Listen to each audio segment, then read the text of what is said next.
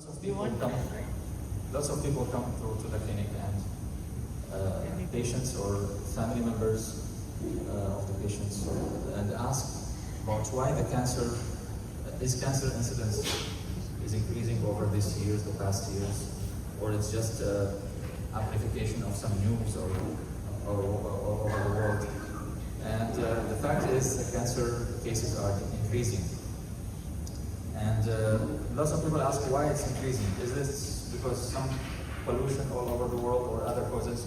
Actually, there's lots of causes of increasing of cancer cases, which is also worrisome because we have to know that fact is the fact that cancer causes or cancer cases are increasing. All cancer cases, not only breast cancer or colon cancer or lung cancer or stage.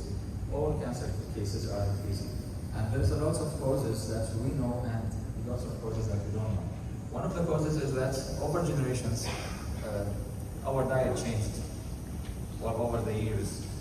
Like for example, the diet 50 years ago or 60 years ago is different from now. And the generations all over these years, their genes kind of modifies. And there is something now named microflora or microbiota. It's in our large intestine. This microbiota is good bacteria in some way, and it's regulating our immune system. If we are changing our diet, and each microbiota in each person is different from other person, it's very identical, and it's regulating the immune system very well. So if we have disturbances in microbiota or this bacteria in our guts, it will cause kind of autoimmune diseases and maybe other diseases like cancers. So over the years, our diet changed we are more dependent on processed food. Either we want this or we don't want this. Our kids are prone to eat these processed foods all over the places, everywhere. So maybe when we were kids, it was less, but now it's more and more. So over the years, cancer cases can increase because our microbiota has changed. And this processed food can change this flora and also can change the kind of modify the genes. And it will be more susceptible to some gene mistakes. So cancer cases can increase because of this, the diet or lifestyle changes. We are not much of walkers or doing sports as well. So it's also the obesity is increasing all over the world, and this can also increase the cancer cases or cancer risk to have all over the years. One of the causes also that we can say that we can detect now, for example, 60 years ago, 70 years ago, we had only maybe X-rays, ultrasounds. We didn't have CT scans. We didn't have more sophisticated devices for diagnosis. But now we have all these devices and all these investigations.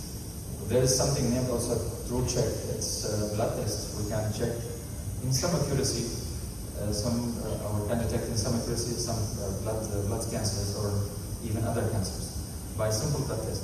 So these things were not before, were not existing before. Now we have it more cheaper, maybe more accessible to people. So this also can contribute in the fact that cancer cases are more diagnosed now. Before people maybe got sick, got very sick, and nobody knows why. The biopsies are getting better now. The immunohistochemistries are getting better. And they are more accurate, so this all can contribute in more accurate diagnosis for cancers. There is also one, anything? No?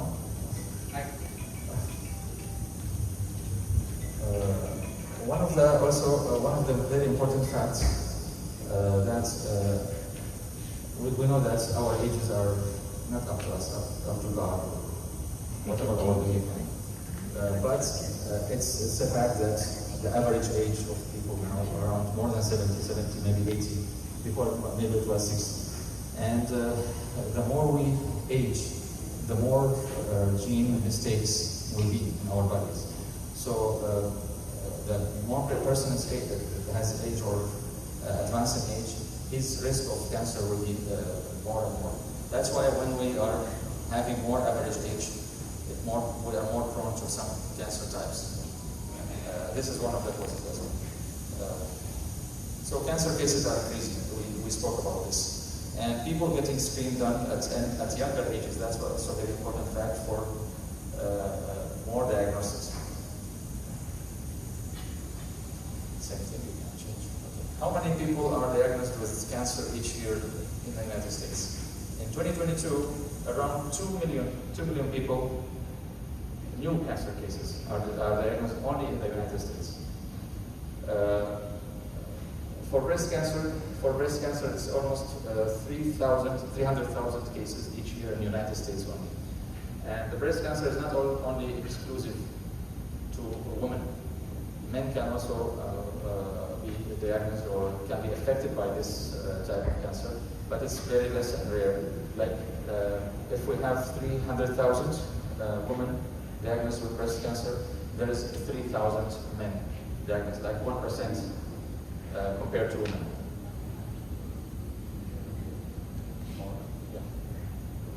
Yeah. So what's our survival ambition? How much has cancer survival ambition changed since 1970? In 1970s, we were hoping that 1 out of 4 patients that diagnosed would be, like, let's say, cured or survive the cancer.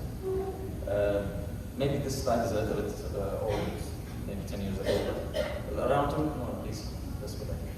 Around 2015, the ambition was to have at least 50%, 2 out of 4 people diagnosed with cancer will survive. Our ambition in next, let's say, 10 years, is to have 3 or more out of 4 patients totally cured or survive at least, and living their life, active life, after diagnosis of cancer or treatment of cancer. And you can skip this. Cancer stages, diagnosis. So basically, in all cancer, all types of cancer, there is 3 or 4 stages. There is stage 0 of cancer. We don't talk about it too much because it's very likely to diagnose because it's very, very early.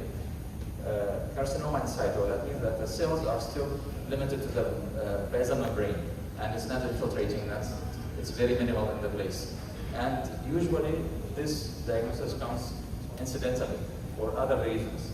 So we do some biopsy for some lesion and it comes like, okay, it's inside, but it's very early. So usually we do the incision and taking it out, and no need for any, mostly no need for any other treatments. So it's just follow-up. Stage 1 is localized, which is a very good prognosis in almost all cases of cancer, especially in breast. And stage 2 is regionally, locally advanced. Means it's not much spread, but it's around the place. And then stage 3 is locally advanced. It's a little bit advanced stage, but it's still also can be treated, and yeah, can be treated. Is my voice not clear? Please let me know, because sometimes I'm taking the mic away. So stage 3 is locally advanced, which is more advanced stage, but it could be treated also. Stage 4, unfortunately, this means that the cancer spread to other organs, to lymph nodes, distant lymph nodes sometimes, to other organs. Mostly in breast cancer, the metastasis comes to the bones, to the liver, to the lungs, and to the brain, unfortunately. Surprisingly, lots of people think that if breast cancer spreads to the bones, this is the end, or this is very bad prognosis. But actually, it is not much bad. People can live with breast metastasis, with bone metastasis for long years. But what's not much likable, or we don't like the diagnosis of breast cancer with liver metastasis or brain metastasis, which is difficult to treat. So more localized, if it's more localized, better chance of benefiting from treatment. And more localized means the survival will be higher. Leading cancer types. One of these. So as we see, till now this paragraph is correct. I think it's 1 or 2 years ago. But the most common cancer in men diagnosed is prostate cancer. And the most common cancer diagnosed in Oman is breast cancer, still till now. Estimated deaths, unfortunately, from cancer is lung cancer in men and lung cancer in women. As we see, prostate comes in the second in men and breast in the second in women. Over 8 most common cancer survival is more than 3 times higher when diagnosed as early. What about cancer screening? How to screen, how to detect the cancer so we can earlier, so we can treat it in a more effective way and have higher survival. To detect symptomatic, asymptomatic, and early stage disease, this is one of the purposes of the screening. So we don't screen everybody, but we screen high-risk people, high-risk population, or people who can be with a high-risk symptomatic and early stage disease. The screening test preferably must be highly sensitive and highly specific to pick up most cases of the disease. And must be high positive predictive value, means if we do the screening, we have the value of detection in this. And should be relatively safe and cost effective, not costly. For example, some people come and they have some symptoms of fatigue or loss of weight, and lots of causes of this two symptoms, fatigue or chronic fatigue and loss of weight. There's lots of reasons for that. But the person comes because he read some article somewhere in the internet, and he wants to do CT scan. He wants to do, for example, PET scan. So this is it's very sophisticated investigations, and we don't recommend to do it like as a first time or first step screening. So we run some blood tests first, first physical examination of course, and then blood tests, and then some simple other investigations, and then if it's needed, we will go for this more sophisticated devices or investigations. So how to screen smarter? We have to screen less frequently if it's not needed.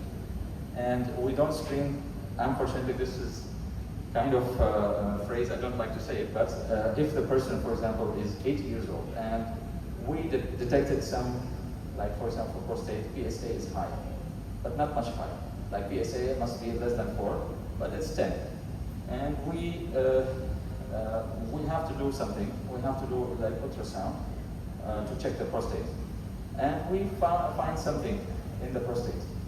Maybe suspicious, maybe not. Shall we go for biopsy and treatment and all these aggressive things for the person in 80 years old and he has, for example, other comorbidities like diabetes and he's not feeling well? And if we will do this, will change his lifestyle to better way or no? We have to think about it. But if the person is young and his life expectancy is longer, so of course we have to do the needful things. But if the person is old, we have to check, also have to consider his lifestyle, his life, his quality of life, if it's suitable for him or no, and on the longer run. So we have to understand basic test characteristics and limitations, as well as individual patients' goals and values in this. And we have to discuss always with the patient or the person, what's the value of this test that we are doing, and what the positive or the cons or problems. Breast cancer screening. So early detection is always a better choice, and not only in breast cancer, in all types of cancers. Most common cancer diagnosed in women is breast cancer, as we said. If we do some statistics, 12% the incidence of that the lady can develop or can diagnose with breast cancer in her lifetime is around 12%, 12 to 13%. Means one out of every 8 women will be diagnosed with breast cancer during her lifetime. So this is kind of high percentage. So as we said, around 300,000 new cases anticipated in 2025. For around 40,000 or maybe 42,000 women expected, unfortunately, to pass away because of breast cancer, especially the later stages. And also, fortunately, we have more than 3.5 women are living with breast cancer. But it's all the data now is much higher, maybe more than 5 million in the US. So there are 3 methods used for early detection screening. We do advise ladies to do breast self-examination, BSE, and clinical breast examination with the physician, and mammogram. These three screening methods prove that they can reduce the ultimate death from breast cancer diagnosis, because it can detect early or kind of early types. Some recommend to have breast self-examination as early as 18, and clinical breast examination as early as between 18 and 38. So breast self-examination, the purpose is to help increase breast awareness. What does that mean? That means that when the lady do the breast self-examination in each month, once in each month, at the same day, for example, or day plus minus, she will know the size of the consistency of the breast, and she will know the characteristics of her breast. From 1 month to another, she can notice the differences, and this is very important, because some ladies who don't do that, they will say, okay, and they detect something, but it could be like in 2 centimeters, 1.5. That means maybe it's almost a few months or maybe more. And she didn't go to do this self-examination, so maybe she could miss it. So it helps early detection of breast cancer. And 5-7 days after menses, if no longer have a period, examine at the same day every month. Monthly breast self-examination, as we said, is an option for all women, beginning by age 20. Women who are regularly examine their breasts become more aware of how their breasts normally look and feel. And women who perform regular breast self-examinations find 90% of breast masses, which is a very huge percentage. So it's important to get regular breast exams, because early detection is the best chance to find cancer in the early stage of disease. You can just go back. Let me just explain something. Yeah. So a breast examination, BSE, starts with observation, change in the breast's nipples that seems abnormal or to the patient. One breast is different when compared with the other, or asymmetric venous distribution or dilatation. And the lady has to examine both breasts and the armpits. So there are several ways to do that. Some of them is just to hold the 4 fingers and the thumb and try to go circular way. I think most of you know this. And also we can use both hands, like 4 and 4, and we can squeeze spaces and even the nipple to check the nipple, and circles, and sometimes in wedges as well.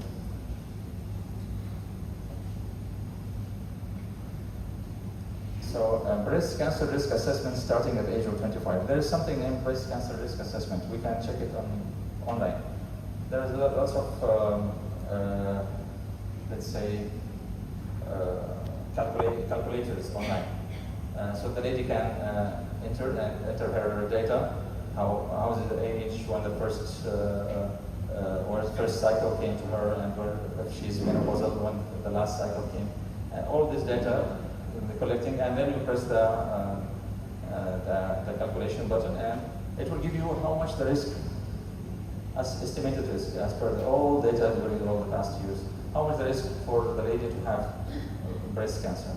Usually it is between 12 to 15%, which is normal, within the average. There's a question always asked by some ladies. The lady come and say, I am worried because my mother was diagnosed with breast cancer, and she survived, hopefully, but I am afraid that I have more risk.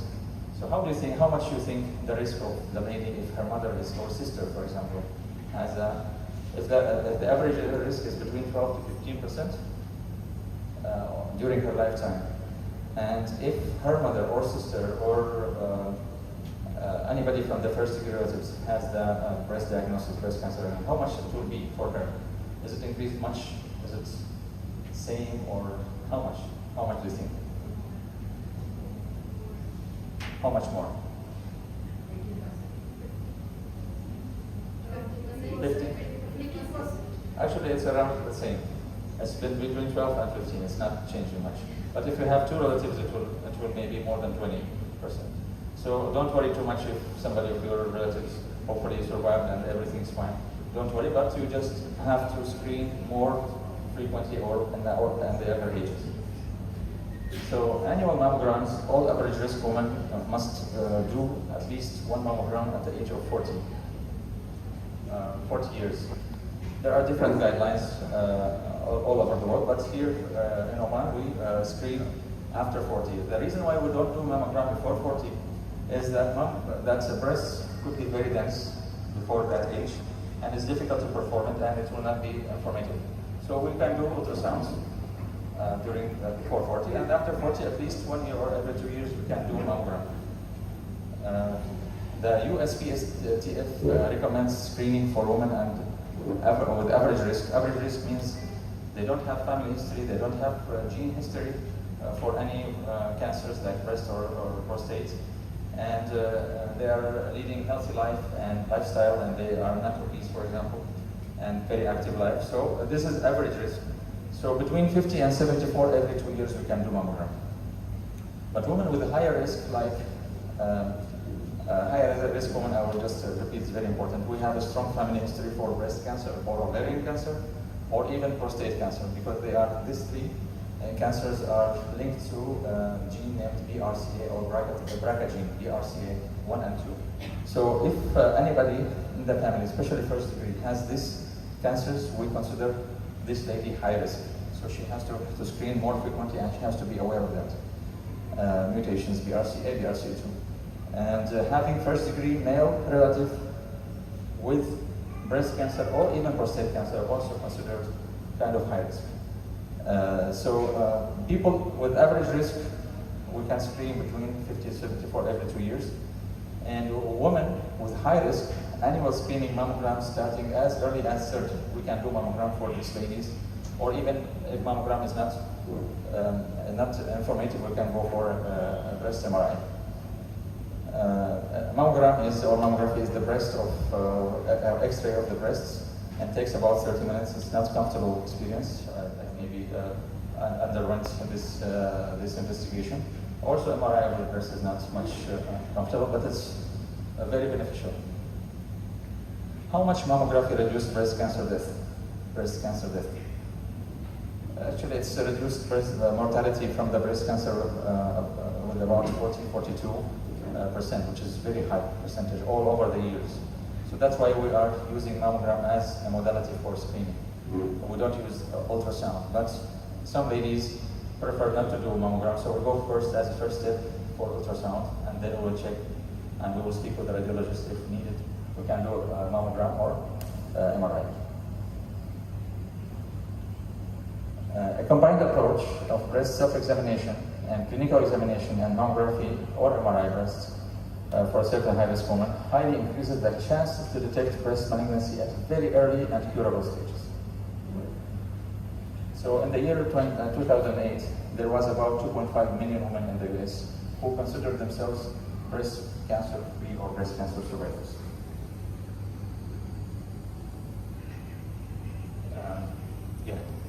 How to diagnose breast cancer? The lady comes and she said that she has a lump in her breast. So what we have to do? We first of all have to follow full history about this lady. We have to ask her very important questions about her age, the age of first menstrual cycle, and the history of hormonal treatments is very important. The history of any family history for cancer. We have to take full history of smoking. Much of ladies are not smokers, but smoking is also increasing the risk of cancer. And we have to educate the lady to do self-breast examination and clinical breast examination. Anyway, she comes with the lump, so we either go for mammography, it can be used for both screening and diagnosis. And we do breast ultrasound. So the radiologist can communicate with the doctor and tell him that this lump is highly suspicious, or sometimes you can read the report, and the report gives us the category. There are 5 or 6 categories for the risk for this breast lump. There's a radiological classification named BIRADS. BIRADS 1, BIRADS 2, 3, 4, 5, 6, and BIRADS 0. BIRADS 0 means the radiologist couldn't find anything, and we need more investigations.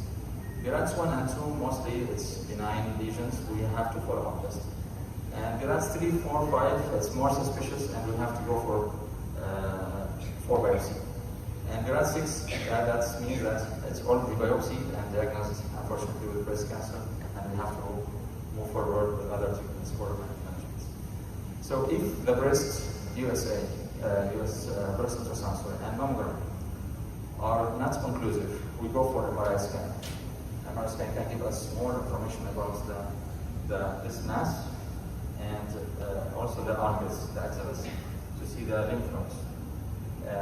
After that, if we diagnose, if we go for more diagnostic procedures like biopsy and it's confirmed, unfortunately that there is a breast cancer, we have to go for staging. Staging means we have to know which stage. The early stage where there is some spread. Some small lumps, mostly small lumps, will not spread very distantly.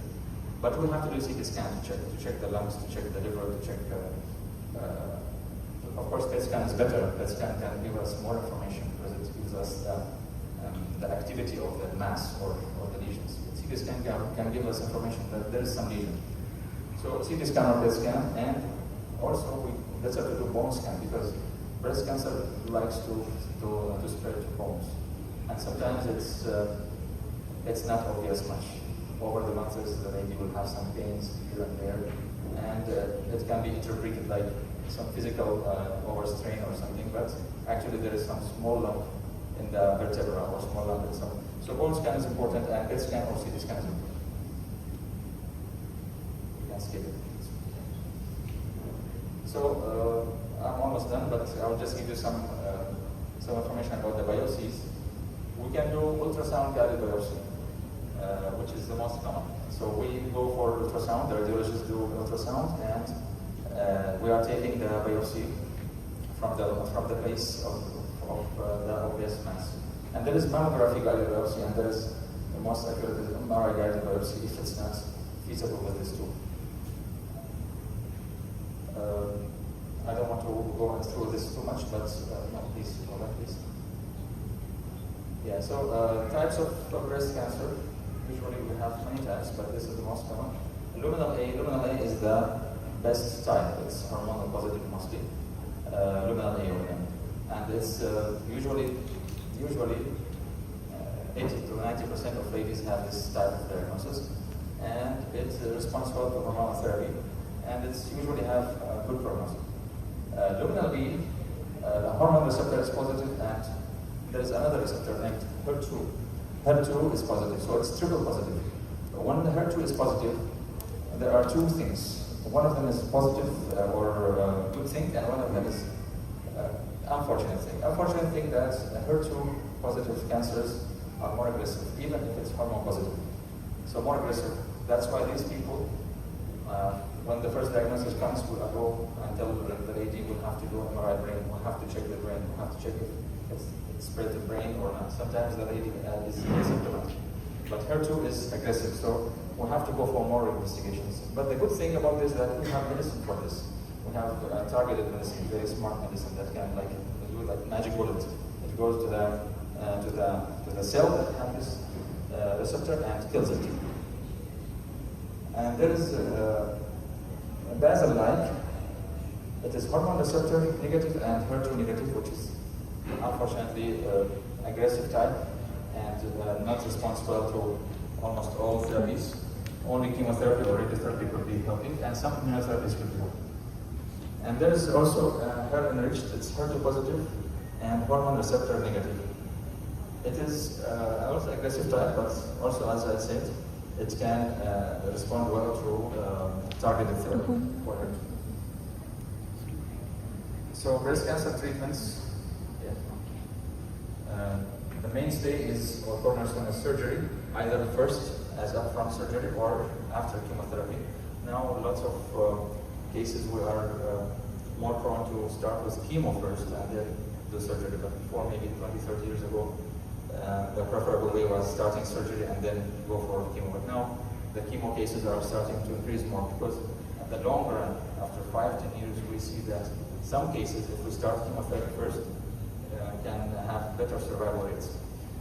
Then chemotherapy, either neoadjuvant means before surgery, or adjuvant means after surgery.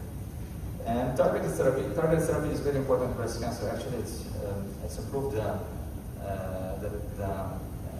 curable cases, very high curable cases. It's improved the survival rates very tremendously over, I think, from 2009 to now, 16 years or 18 years. The survival rates raised tremendously because of immunotherapy. And the radiotherapy is very important to the breast and the armpits. And it's very important. Why? Because we give chemotherapy, we do surgery, but there is some micrometastasis still there somewhere. So this radiotherapy can improve very much the rates of not recurring, or can prevent us from recurrence. Very important. Some ladies doesn't prefer to take this step for radiation because they are afraid that this radiation can affect the lungs, can affect the heart, or some other side effects. But it's very important. We have to advise the lady to do it. And hormonal therapy for hormone-positive cancers. And when we finish all this, we have something named active surveillance. Active surveillance, that means the lady finished her treatments and she went through all this journey, and we congratulate her and say that we cheer her up and then celebrate, and then we tell her every month, every 3 months you can come, we check some blood tests, some examination, and every year we can do one-time mammogram. She will ask us if mammogram every year can affect, like do some radiation risk or so. It's very minimal risk. The benefits of yearly mammogram after treatments, the benefits of this modality is way more than the harms that can be done by the radiation of the mammogram. So cancer surgeries or breast cancer surgeries, there is lumpectomy, means we are taking only we are taking out only the mass, and there is something named very widely used. It's wide local excision. You can check in the reports, even WLE means wide local excision. They are taking locally, but in wide range, with preserving the breast. And there is something named quadrectomy, means we have taken 25 to 30% of the breast. And there is something named total mastectomy, where taking out all the breast. Maybe if we have surgeons, they can explain more if needed. The lymph nodes. The lymph nodes is very important to examine as well after diagnosis. We are taking the breast mass examination, and then we are checking the lymph nodes. Lymph nodes are very important in the armpits because this is the first site these cancer cells can metastasize to the armpits. So we have to check with something named sentinel lymph node biopsy.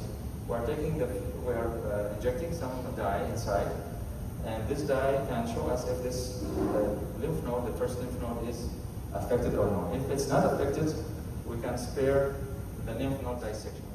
And this is very important because lymph node dissection, or taking all these lymph nodes, later can cause to the lady lymphedema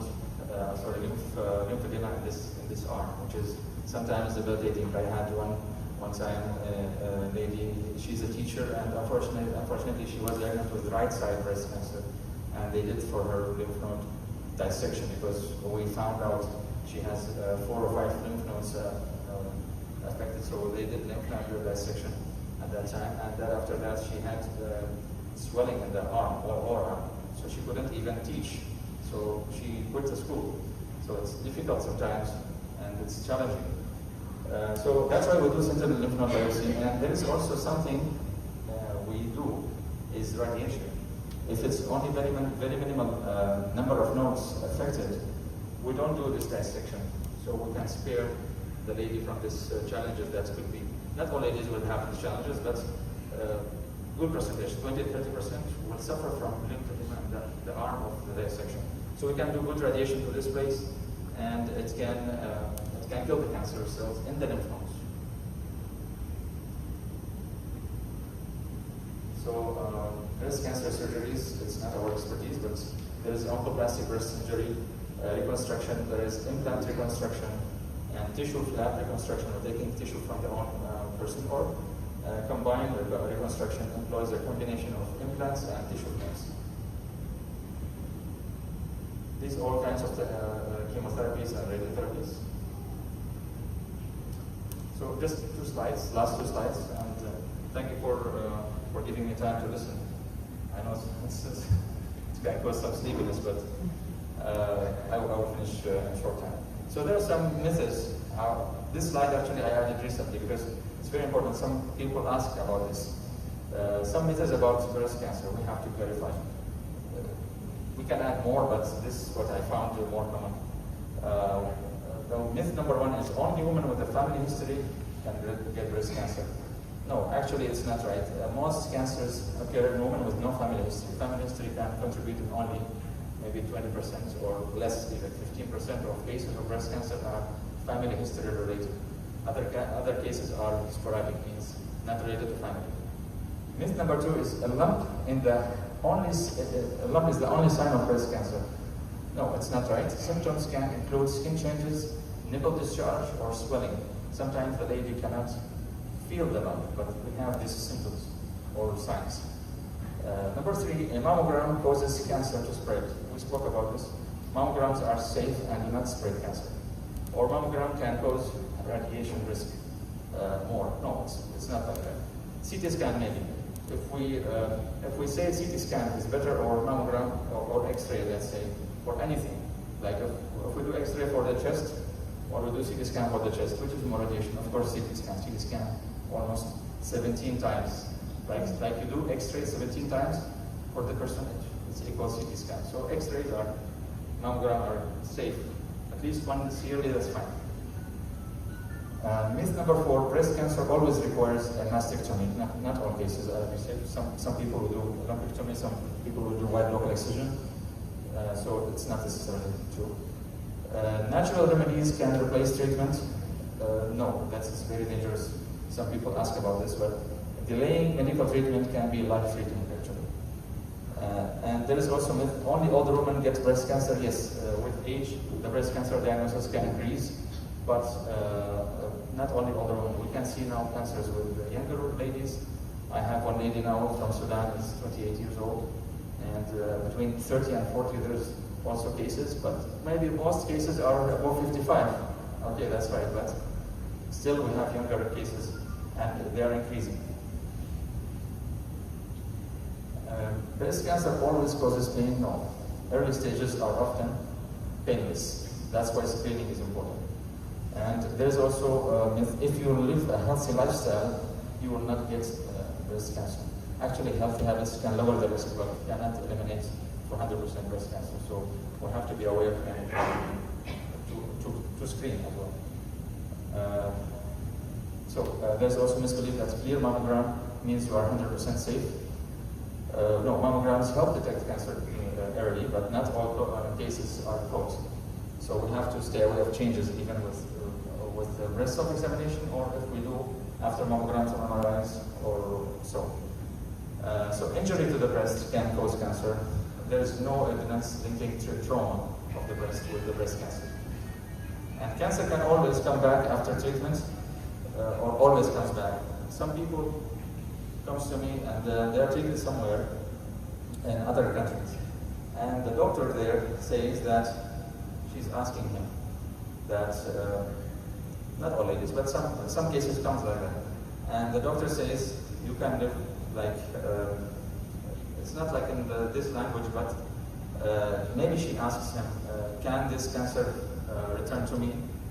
And he says that it can return in 60-70% of cases. So she comes and she's depressed. Why I went through all this journey of treatments and then to have 60% or 70% would come back? No, this is actually, it's not correct statistic. The statistic is if you take your treatments fully, mostly it will not come back. But we have to be aware. That's why we have active surveillance. Every year we have to do, every 3 months we have to do some maybe ultrasound sometimes or whatever. And every year we can do mammogram. And we have to be aware of any symptoms like bone pains or if the lady comes with or she's suffering from cough that's going on, for example, not improving, for example, for a long time, and there is no fever or bone pain, especially awakening at night. So this all, like some of these symptoms are aware. We have to be aware of these symptoms and we have to go for more investigations. The last one is you can't get breast cancer if you are breastfeeding. While breastfeeding lowers the risk, but it doesn't eliminate it. So these are some misbeliefs about breast cancer. If you have also any misbeliefs, maybe you can clear up. I have information about this later after this show. So almost finished. So this is our team in Burjeel Hospital. We have me, and we have nurses specialized in only chemotherapy treatments, and we have pharmacists that are mixing the chemotherapies. We offer in Burjeel screening diagnosis. We have CT scans, mammograms, ultrasounds. We also give chemotherapies, we give immunotherapies, we give hormonal therapies. Radiotherapy maybe in the future will be there, but we are referring usually to Royal Hospital or to Cancer Center for radiotherapy, but we are almost all other things. Thank you very much for listening, and I took long time. And this is very important because lymph node dissection or taking all these lymph nodes later can cause to the lady lymphedema in this arm, which is sometimes debilitating. I had one time lady, she's a teacher, and unfortunately she was diagnosed with right side breast cancer, and they did for her lymph node dissection because we found out she has 4 or 5 lymph nodes affected, so they did lymph node dissection at that time, and then after that she had swelling in the arm or arm, so she couldn't even teach, so she quit the school. So it's difficult sometimes and it's challenging. So that's why we do sentinel lymph node biopsy, and there is also something we do is radiation. If it's only very minimal number of nodes affected, we don't do this dissection, so we can spare the lady from these challenges that could be. Not all ladies will have these challenges, but good percentage, 20-30% will suffer from lymphedema in the arm of the dissection. So we can do good radiation to this place.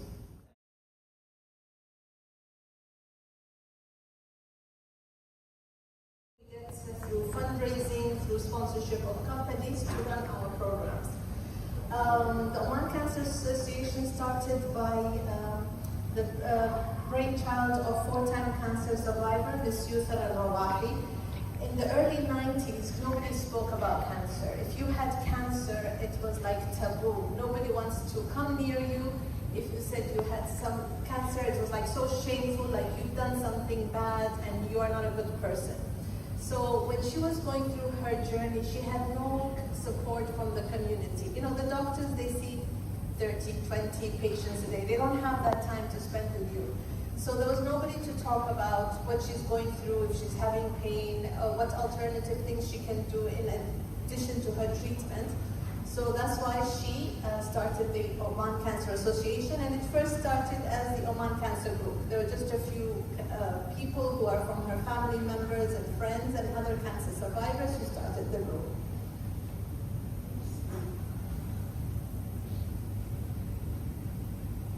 So our vision is to reduce the burden of cancer nationally, within Oman, regionally with our other Gulf partners in the Arab MENA area, and globally. And our mission is to prevent and control cancer. We do to prevent through doing rigorous screening programs and partnerships and awareness, and control and improve the quality of life of patients. So We control through giving support to patients to pay for certain treatments, like expats do not get treatment in the government hospital, or they would have to pay huge amounts. So we find sponsors to sponsor their treatments, and we partner with hospitals to provide funds that will pay for the treatment of these cancer patients.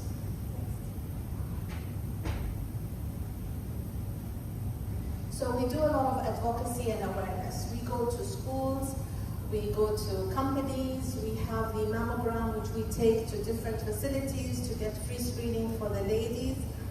We have our Instagram page which we also put out information on different cancers, like for every month, if it's colon cancer month, breast cancer month. So we put out like just general information about the cancer and what to look for and when you should go see a doctor. We do patient support and empowerment. So we support patients either with treatment. Some patients will require, because they're going through chemo, they cannot eat, so they will require supplements. So we provide with, we partner with Muscat pharmacy to provide those supplements. We build capacity, so we have programs, training programs that we do. We have a lot of data for anybody who wants to do research, so we encourage people. So we've done more than 40,000 mammograms. So we have the patient data of the women. So people can go and do research on breast cancer, on the screening, on whatever they want. And also we do political will, where we're trying to change policy in the country when it comes to breast cancer and other cancer treatments. And our mainstay is fundraising. We do a lot of fundraising to raise funds to run our programs. So this is our headquarters in Abeba, November 18th Street. But we are planning to build a new center in Muscat Hills. We were given land by the government, which we will build the new center, which will be have training center. We'll have a home away from home for cancer patients, and also we're planning to do a daycare for cancer patients, where if like I have a member in my family who has cancer, but I have to go to work and they can't stay at home, so they can drop them off for the whole day, where they socialize, meet with people, and then they get picked up at the end of the day and go back home with their families. I told you quite a bit of what we do, so let's just repeat. So, okay, awareness, next. Okay, we also have the mammogram machine. So we have currently 3 machines. We started with 1, and each machine is sponsored by one of the companies, and we have to provide them with the data of how many x-rays we've done. So we have one that we put at our headquarters, one that goes around to the different health centers in Muscat area, and one that's in the interior. And we're getting one for Salala as well. And then twice a year, one of the buses goes around to each governorate in Oman in different cities, okay? And we do free mammogram for women, whether they are Omani or non-Omanis, over the age of 40, or if somebody had a previous history or a family history and is younger than 40, then we might do for them the mammogram. And also we have in our center an ultrasound, where we have a doctor who volunteers and comes to do the free ultrasound, breast ultrasound. We educate teens in school, high school girls in the government hospitals or private hospitals on how to do government schools or private schools on how to do self-breast examination. And while you're here, we have pamphlets with the ladies over there, where you can collect a self-breast examination pamphlet, which you can put in your shower. So it's water resistant, so you can keep it to remind you every month to do your self-breast examination. And as we said, we provide support. Sometimes patients need counseling. Sometimes patients, unfortunately, the care has not, they were diagnosed too late and it is their final stages, so we give support. We do training in palliative care as well for nurses, doctors, so how to give the end of care to cancer patients. Next. And fundraising again. So this is our mammogram machine that is outside our headquarters, and you can see it sometimes in other places. And you can book it to get your mammogram done if the area is, there's electricity available in that, and if you have more than 20 women who will come to do the mammogram. And we are open at our headquarters. You can come anytime between 7:30 and 2. Just walk in, request that you want to have a mammogram done, they'll take your details, and the technician is available to do it for you. Okay? So, next, I talked about it. And we have Dar al-Hanan. Dar al-Hanan is the home away from home. While Yusuf was doing her follow-ups in the hospital here in Oman, she started talking to nurses and doctors, and she found out that a lot of the children who were living outside Muscat were not following up regularly for their cancer treatments. So she started Dar al-Hanan, which is a villa. We took 2 twin villas. There's 16 rooms. Each room is equipped to house the mother, father, the sick child, and a toddler if needed. And we provide free accommodation, breakfast, lunch, and dinner. And if the father just drops off,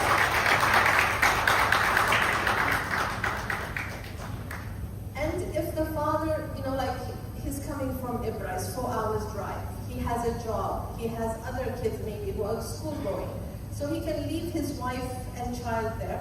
And we provide a driver to take them to their hospital appointments and back. And we also coordinate with the hospitals. And we do it for children from birth to age 17. We might consider girls 18, 19-year-old girls we will accept. And if we don't have, if we are full and we have full capacity, we have contracts with hotels and this who will provide that accommodation at a very cheaper rate for us, for our patients. So far, we've catered since 2011 for 633 families, and this is not that.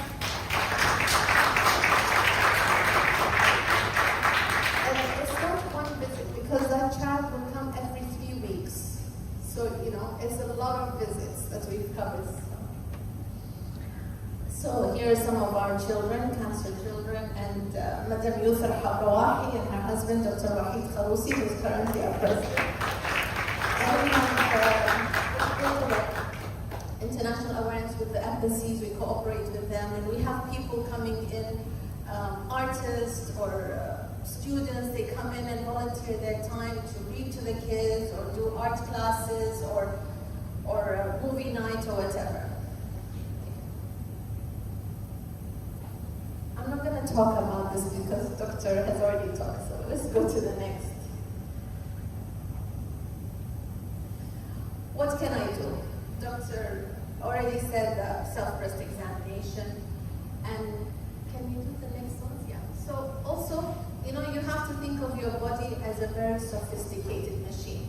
When you have a Mercedes or a Ferrari, you put the best oil in that, or petrol in that car. And your body is also a machine, so you need to put the best food in your body. So it's all healthy, natural, raw, less processed. And as doctor said about gut health was very important. So now people are a lot into kombucha, matcha. They even did a study and found that matcha helps to reduce the incidence of breast cancer. Okay. And also to refrain from habits that may increase, like smoking, excessive consumption of alcohol, vaping, drugs. These destroy your cells in your body, and that gives you an increased risk of any type of cancer, not just breast cancer. So we have the walkathon, which we do every year. The first walkathon, so we do it to raise awareness about breast cancer. We do it to give support to the, not only breast cancer, any type of cancer. We do it also to give support to the cancer patients. We have our Dar al-Hanan kids who always join the walkathon. And also we provide a screening facility during the walkathon for early detection and prevention. So the first walkathon was organized in 2003. We had 270 people. It was in front of the Ministry of Health. I don't know if anybody's here who remembers. We used to do the walkathon there. Yeah, so now last time in 2022 we got the highest number, which was 8,000 participants. And during COVID, we did not stop. We did a virtual walkathon as well, so online walkathon. Okay. So this is like our big event that we're known for. So this is our 21st walkathon, and coincidentally, it is also celebrating our 25th anniversary with the motto of a promise fulfilled and a dream come true. So it will be held on 6th November this year, and that's because we're having the first Oman World Cancer Congress in Oman from 3rd to 6th of November. So we wanted the delegates also to join us during this walk. It will be at Burjeel Park. Starts at 3, but the walkathon will kick off at 4. And it's a one family day. So everybody come with your family, your kids, toddlers, elderly. It's a gentle walk. It's not a race, and there'll be vendors with play areas for kids, food, sell of stuff and everything. So, and raffle draw, of course. And yeah. So next.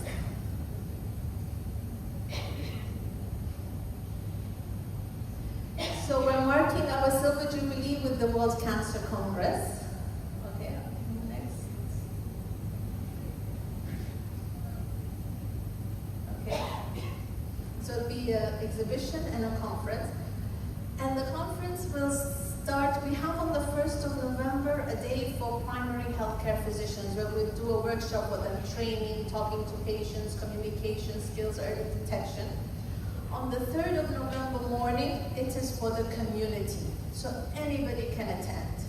Anybody. So I encourage everybody. You'll have doctors talking about lifestyle and cancer care. It's not breast cancer, it's about lifestyle and cancer care. How to like exercise, food, and how to cope, counseling sessions, how to cope with if your family member has cancer. So different topics. So I encourage anybody, it will be something different. In a medical conference, you get it for the community. It's free of entrance for the community for the 3rd of November. Okay. So we're having people from the US, from Europe, from Asia, all coming to take in this Cancer Congress. 3rd to 6th November, Oman Convention Exhibition Center, and you can register at WCC Oman to enter. Register. And that's it. Thank you. Please follow us on Instagram. Through fundraising, through sponsorship of companies to run our programs. The Oman Cancer Association started by the brainchild of 4-time cancer survivor, Ms. Yusra al-Rawahi. In the early 90s, nobody spoke about cancer. If you had cancer, it was like taboo. Nobody wants to come near you. If you said you had some cancer, it was like so shameful, like you've done something bad and you are not a good person. So when she was going through her journey, she had no support from the community. You know, the doctors, they see 30, 20 patients a day. They don't have that time to spend with you. So there was nobody to talk about what she's going through, if she's having pain, or what alternative things she can do in addition to her treatment. So that's why she started the Oman Cancer Association, and it first started as the Oman Cancer Group. There were just a few people who are from her family members and friends and other cancer survivors who started the group.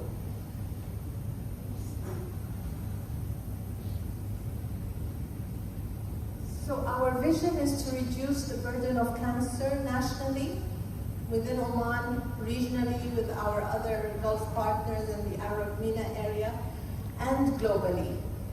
And our mission is to prevent and control cancer. We do to prevent through doing rigorous screening programs and partnerships and awareness, and control and improve the quality of life of patients. So we control through giving support to patients to pay for certain treatments, like expats do not get treatment in the government hospital, or they would have to pay huge amounts. So we find sponsors to sponsor their treatments, and we partner with hospitals to provide funds that will pay for the treatment of these cancer patients.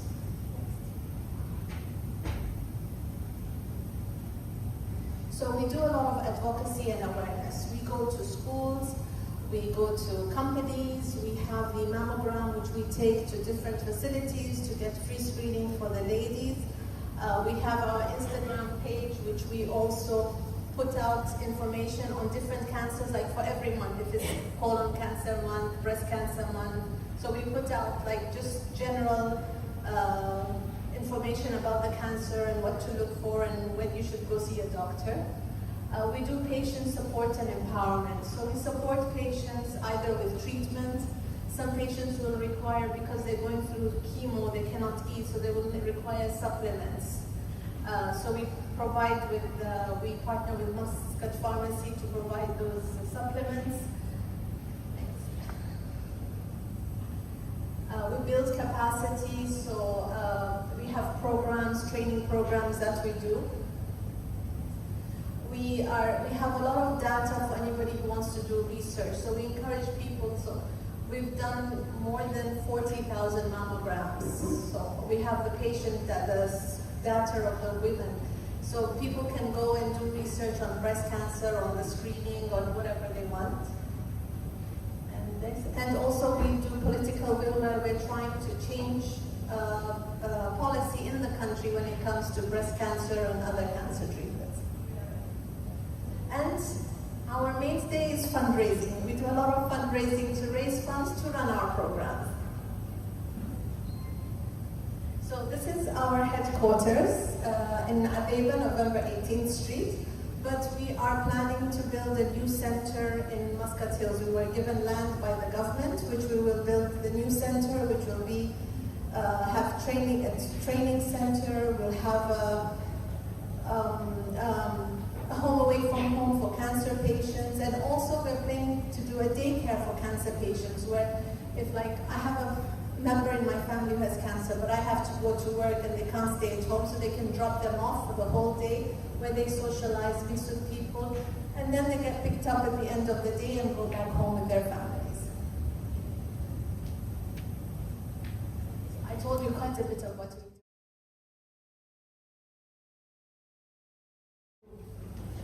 heard a lot from the doctors. It was very interesting actually. See, both work hand in hand, right? We need the association and we need the doctors. And we still, now we are going to talk a little bit the art of living. I don't know how many of you have heard of the art of living. Most of you? Yes? How many haven't heard of the art of living? Some of you, yeah, you haven't heard of that. So here in art of living we have programs for well-being, yeah, to improve your health. Most of all, to put a smile on your face.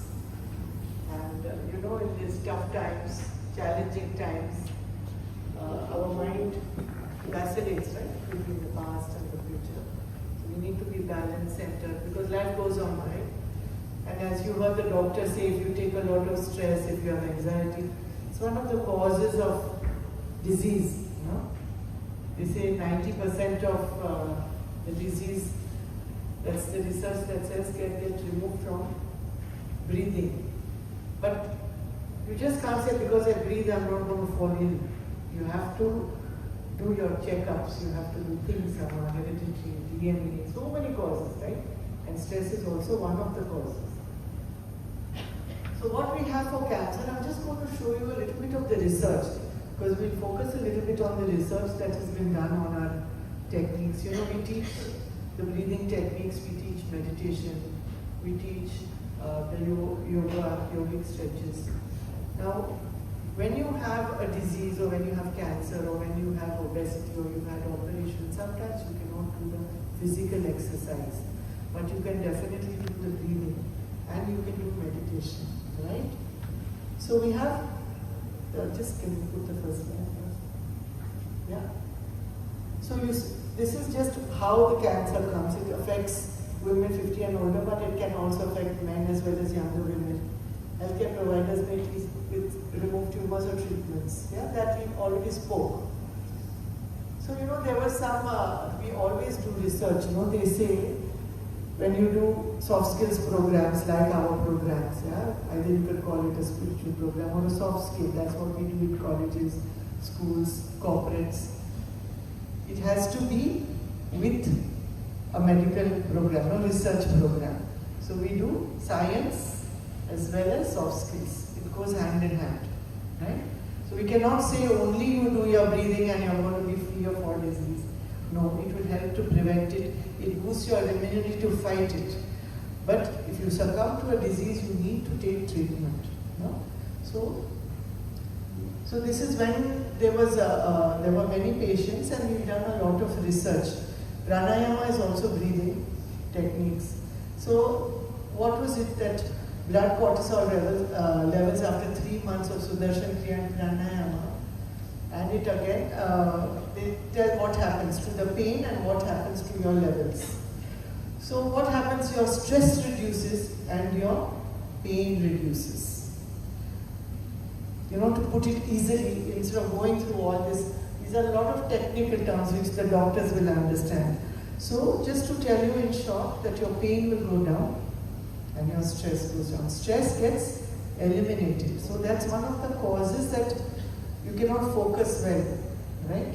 Sometimes a doctor will ask you certain questions because you are so stressed you may not even be able to answer the doctor clearly. Right? When you go to the doctor, you will be forgetting, why will I die? And it's normal things, How long will I live? You will ask the doctor all those questions, Isn't it? He was saying that, right? How many percent have you gone through this treatment and will I survive? And instead of giving the right thing, what is happening to you, right? So our programs help to give a clear mind, focused mind, reduce the pain. Just you can go.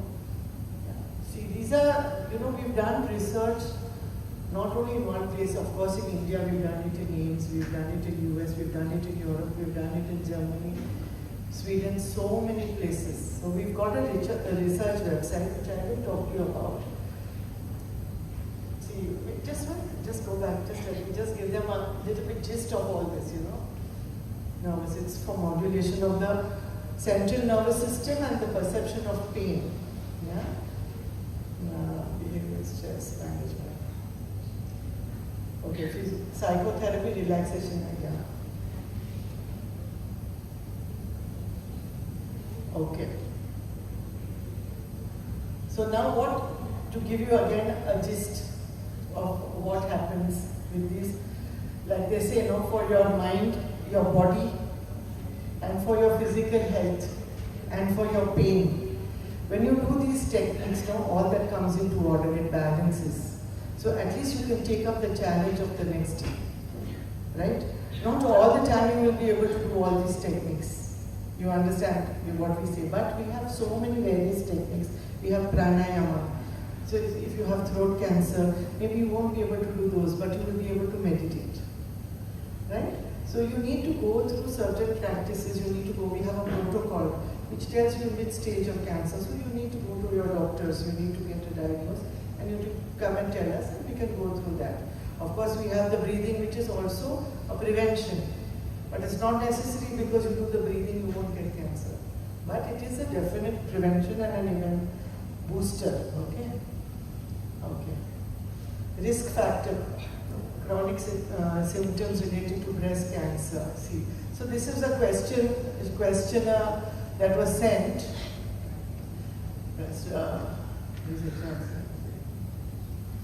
Okay. Chronic pain slightly affected the daily lives of 50% of the patients and moderately or more about 25. Patients with chronic pain were significantly younger and larger. Okay.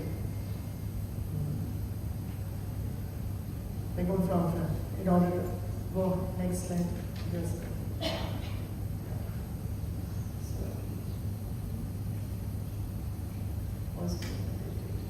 Go again. So this was telling you about the 3 days of practice that was given to them for the test, when they went through the test.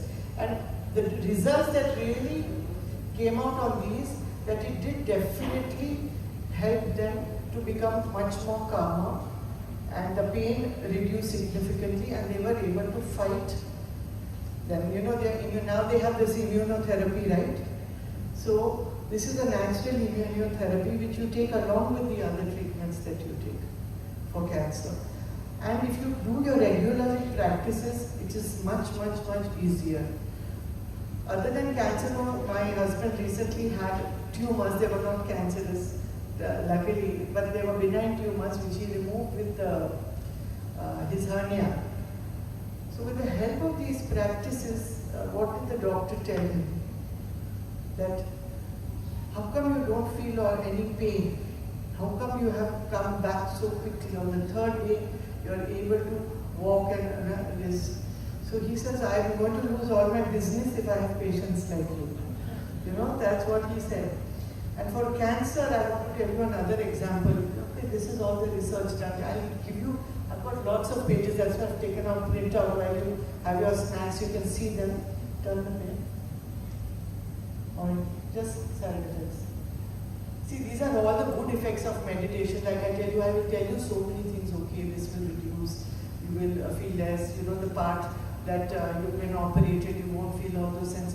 But that's not, what is the point of me talking all these things to you unless you really experience it? And I pray nobody gets cancer to want to experience it. But you can do this even without cancer, these techniques. And with cancer also, you can do the techniques. But that you have to go to a trained practitioner who will tell you what you need to do. Right? You can't just do something that you read from a book. You should go to a trained person and they will guide you. Whether it is yoga, whether it is breathing, whether it is pranayama, sudarshan kriya. Yeah? Meditation is good for all. Who is that? That is somebody's phone. Yeah? So these are some of the benefits. So I wanted to tell you about, there's this lady who was in Australia, and she had called me, and she was a classmate who I hadn't met since maybe about 40 years. And she had cancer also, uterus cancer, and she had undergone a surgery. Now, at that point, I told her to just do the advanced meditation program and go in for a little bit of basic meditation and then take the program. That helped her tremendously. When she became better, she was able to walk. She was, again, like pain management, we use it a lot.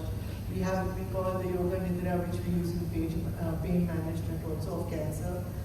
And that helped her a lot. She could relax, she could walk, speak, not feel so sad.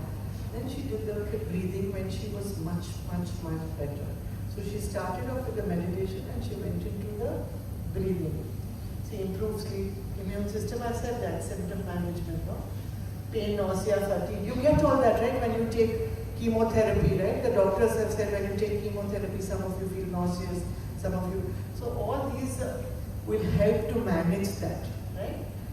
Symptom management, stress reduction, improved sleep, immune system support. Anxiety. Do you feel that the doctors, do you feel that the patients are very anxious when they get cancer, when they go in for therapy? If you lose your hair sometimes, if you go, you feel terrible, no? That, oh my, how am I going to look? Should I wear this also? You have to wear some scarf, or you have to put in a wig, or then you don't feel confident also, right? When people look at you.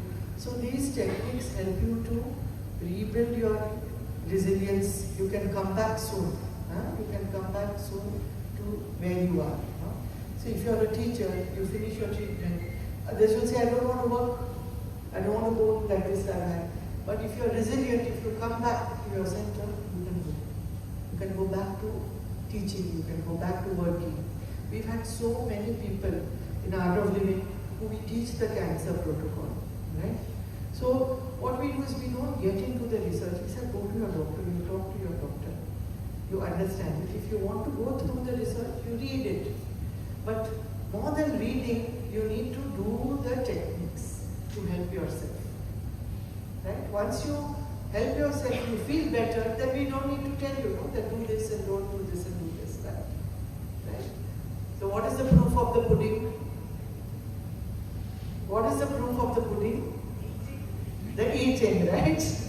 So you got to do it, right? You got to do what you got to do, right? Huh? Now she's like, I'm giving you a free mammogram. So if you want to go and check, you have to take that effort from, oh, who is going to go to Azaiba and to put the number, or who will go to Burjeel, or who will go there. Then it won't work, right?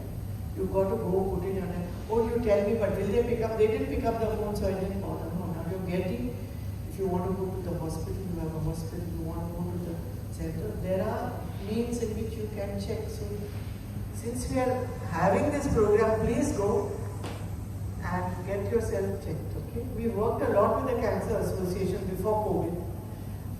So we've done a lot of programs where we've taught meditation to patients, where we've taught a lot of exercises to patients who haven't had major surgeries, and breathing techniques also. So they come individually to us also, and we've had it in the center also. Yeah, so, yeah. Okay.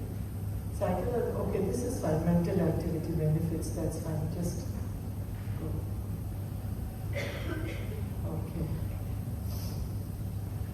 See, just one second. See, now what are the benefits that have been done by meditation, mindfulness? Reduction in anxiety, depression, fatigue, sleep problems, and improve quality of life. For survivors of breast cancer, 6 weeks of mindfulness meditations, just please go back to that slide. 6 weeks of mindfulness meditation reduced symptoms of depression with effects lasting more than 6 months. Yeah. See, this was also one of the surveys that was done, which I showed you. Mindful breathing practice 3 times a day over 3 months among cancer patients reduced perceived stress and improved mindfulness. 20-minute breathing, which I told you, first they go in for the short meditation, then when they can take it, they go in for the longer one. Reduce cancer-related pain intensity and anxiety. Okay. Now, breathing exercises. This is the benefits, as I already told you: nausea, fatigue, sleep disturbance. Pranayama help to maintain and enhance antioxidant defense in breast cancer patients undergoing radiation therapy. Yeah, suggested reducing oxidative stress means what? When you have so much of stress, when you feel the heat in your body, when you feel you want to reduce all those things, they just go in for the breathing techniques. And like she said, the food is also very important, so you need to go to a doctor, which we are going to introduce you also to Dr. Vrinda. Dr. Vrinda is here. Yeah, she's here now. You can come here. We'll show you a short video after my talk. And she will be doing also alternative method. And then you can take question and answers from the doctors. And the breathing exercise. 1 second. Just keep that slide on. Yogic breathing was feasible in cancer treatment to support settings and may help reduce side effects of treatment. This I gave you in a nutshell. So this is already there. It's all proved. It is not that we are just talking and talking. So it does reduce the effects of treatment. Of course, now as the doctor said, there are many new treatments that have come, which are less damaging to your body. But there are treatments that also damage certain parts. So this you come back soon, you are much more resilient. Okay. Next one, over here. Yoga and breathing. Especially during active treatment. A systematic review in breast cancer patients and survivors found that yoga can improve psychological health, anxiety, depression, stress, social and spiritual well-being, and overall quality of life, especially during active treatment. Meta-analysis 18 studies found that yoga reduced cancer-related fatigue, improved sleep quality, anxiety, and overall quality. There is no strong that changes tumor biology or survival outcomes. Okay.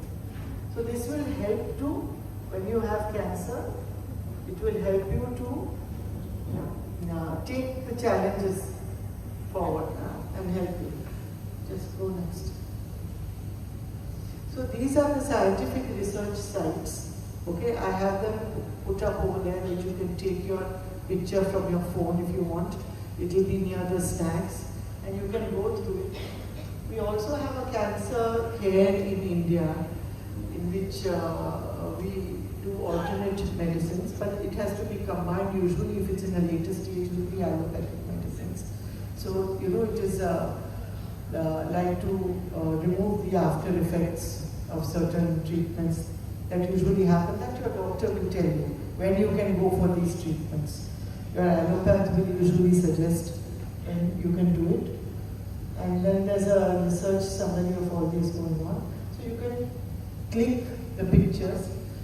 If some of you I know here have had cancer and are survivors, so you can definitely do the Sudarshan Kriya if you haven't done it. Practice meditation. We have many free apps that we can give you. You can talk to any of our teachers or volunteers over here. They will give you. How many teachers and volunteers are here? You can put your hands up here. We are here, yeah. So we've done. So you can do that. I think Vrinda, you've done also for cancer patients, right? We've done it for the patients, right? We come and we've done courses for the patients. Specifically, and it helped them tremendously, isn't it? Yeah, you can come and share it with them. So many times, many doctors send us the patients. So this is about the cancer protocol of the Art of Living. I had the opportunity to share this protocol with a colleague's husband. I work with Sultan Qaboos University and teach there. And my colleague contacted me and said, my husband is going through cancer treatment. Is there something with Art of Living that you can give to support? And the cancer protocol, we were just introduced to the cancer protocol. 27 of us are trained here to give those. So I was with the husband for about 2-3 weeks. I used to go every day to their house to ensure that he was doing the protocol. So we did the Sudarshan Kriya and the Pranayama. And I made sure that I was with them for the follow-up. More than anything, it was the psychological trauma of having to go through cancer and, you know, coping with the whole thing.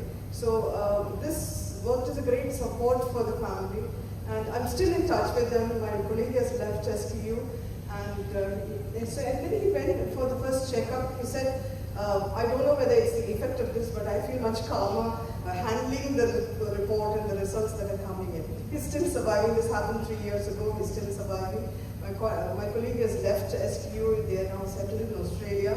Yesterday I had a message with them. They're still doing fine. Heard a lot from the doctors. It was very interesting actually.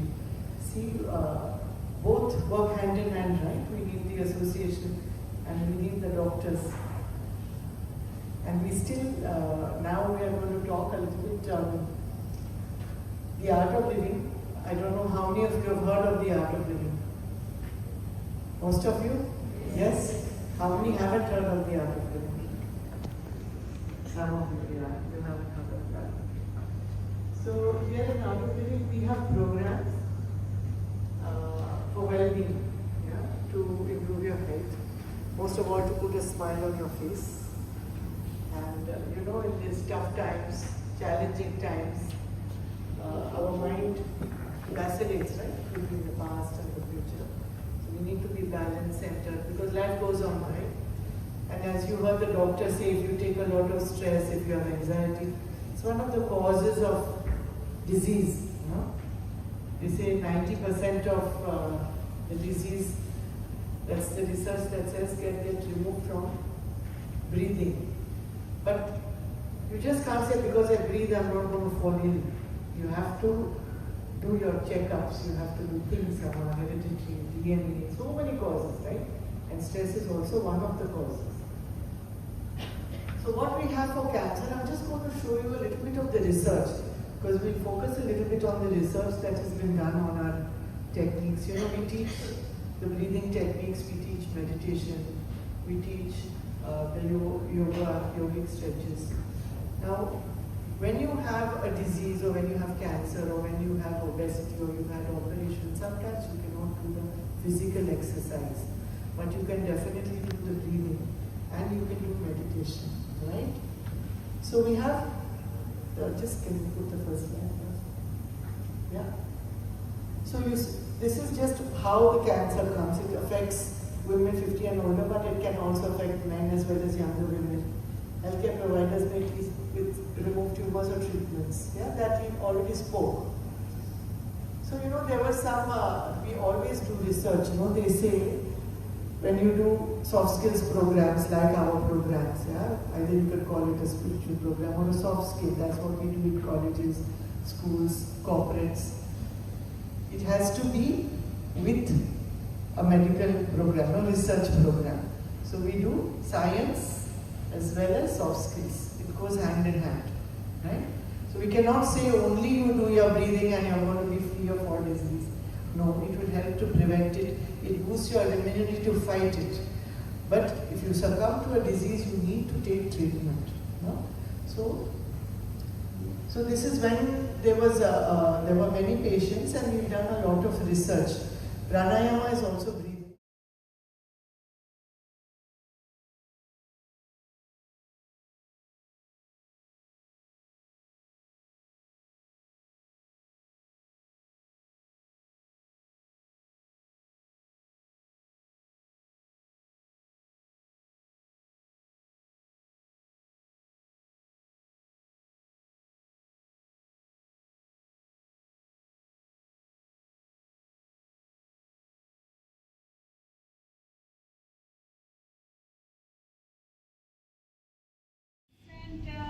Breathe out. Left. Continue side to side. Coordinate with your breath.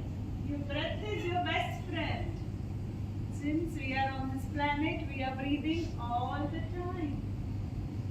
Breathe in center and breathe out. Tilt your head right ear to right shoulder.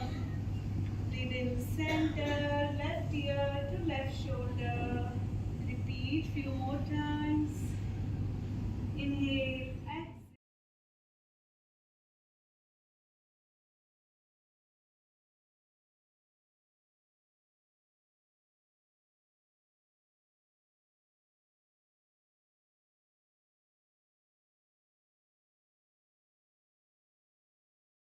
Five, in six, in seven, in eight, in nine, in relax, eyes closed, palms open on your knees. Just watch your breath. Your exhalation is from your nose, not from the mouth. Shoulders are relaxed, mind is relaxed. Focus on the Middle East. Let's welcome Mrs. Kamal Khimji, who will share thoughts on holistic well-being and a positive mindset. May I request our Art of Living Oman chapter coordinator, Mr. Arunachalam, and Art of Living School Program Director, Mrs. Meenakshi Arunachalam, to kindly present a token of appreciation to our Kamalji. You may bring round.